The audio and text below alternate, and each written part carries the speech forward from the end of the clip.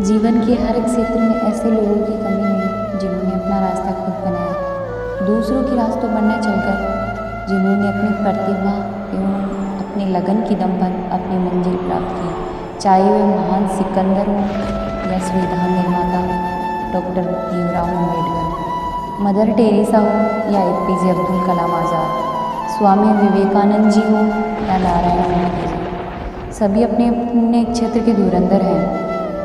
ये बात सत्य है, जो व्यक्ति आत्मबल रखता है, जिसमें जिजीविषा का भाव होता है और जो असफलताओं से कभी निराश नहीं होता, सफलता सदैव उसी के कदम चूमती है। इसलिए तो माना गया है कि सफलता और असफलता का संबंध शारीरिक अवस्था की बजाय मानसिक अवस्था से अधिक होता है।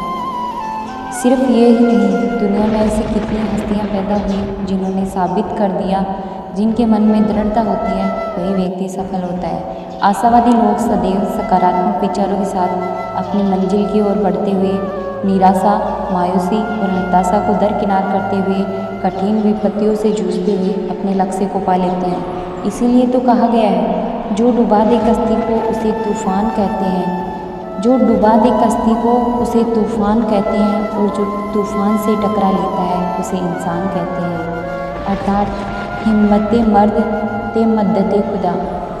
आज का दौर वैसे भी प्रतियोगिताओं, विकृतियों, विसंगतियों व विडंबनाओं का है, इसलिए अपने को दुर्बल रखा तो सिवाय असफलताओं के और कुछ हासिल नहीं होने वाला। जहाँ चाहे वहाँ राह है, वो तो मनुष्य मंजिल पा ही लेता है। जीवन को एक परीक्षा माना गया है और इस परीक्षा को उत्तीर्ण वही कर पाता है जो मन को सफल बनाकर रखता है।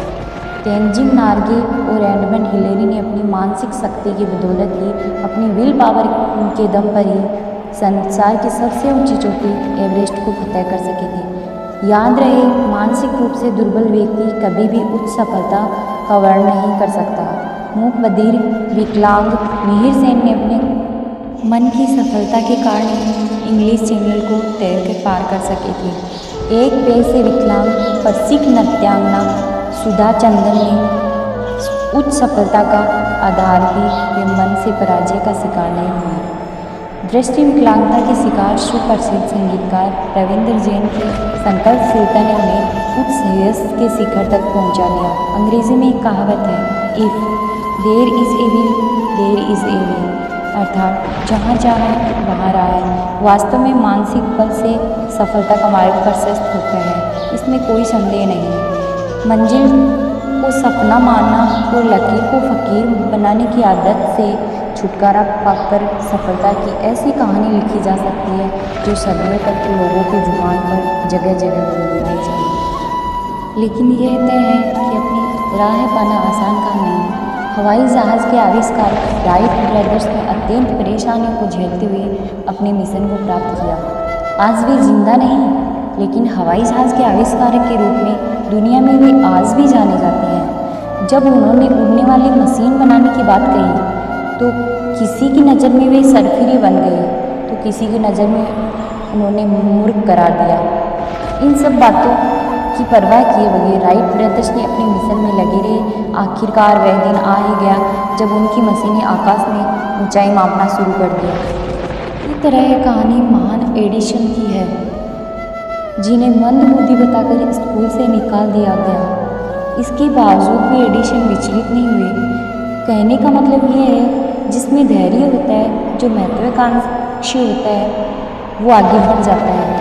छत्रपति शिवाजी, महाराणा प्रताप, रानी दुर्गावती, रानी लक्ष्मीबाई, ये सब इतिहास निर्माता अपनी मानसिक शक्ति के बल पर इतनी प्रसिद्धि के हकदार बन सके। ईर्ष्या, द्वेष, क्रोध, हर्ष, विषाद, उमंग, अवसाद, हीनता, नीरसता आदि मन की अवस्थाओं को त्याग कर आपको अपनी राह का लक्ष्य निश्चित कर लेना चाहिए। यह भी सच है कि मार्ग में अवरोध बहुत आएंगे, लेकिन याद रखो कि क्षीण हुआ चंद्रमा फिर से वर्दी को प्राप्त होता है, अर्थात जहाँ चाहे वहाँ राह। Will power making a successful life. जिस इंसान ने अपनी विल पावर को स्ट्रोंग बना लिया, लोगों की बातों को नज़रअंदाज कर दिया, अपने गोल को अचीव करने में लगा रहा, उसकी सफलता निश्चित है।